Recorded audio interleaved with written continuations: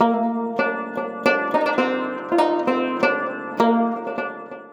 ورته وی بابا ها دا غزل څنګه تاسو جوړ کړی ولې په کتاب کې نشته؟ نو دا داسې کار وشو چې زه وم او سراج الدین سراج صاحب خلکو ته استاد صاحب هم وایي ډېر ښه شاعر دی او چې کله روغاني بابا بابا یې قطع شو نو هغه له پکې خلکو شهنشاه قطع یو قسم له دغه ورکو خطاب ورکو او ښه شاعري کوي نه او د روغاني بابا خو خپل یو جدا معیار خپل یو جدا ځای و په هغې د سره ډوباس نه کوو که نه ځکه چې هغه تل او هغه کاڼي نشته چې پرې وتلو نو د هغه روغاني بابا ډېره ښکلې قصه شروع کړه وي دا زه وم او دغه سراج الدین سراج صاحب وی موږ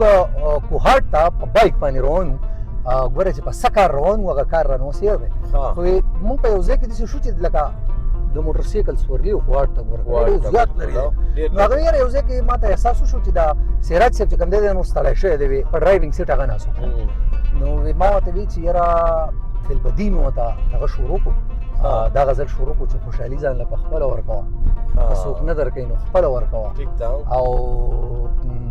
هسې نه چې یو ځل ورکړې بیا قلار شي د خیر کار دی څو ځله ورکوه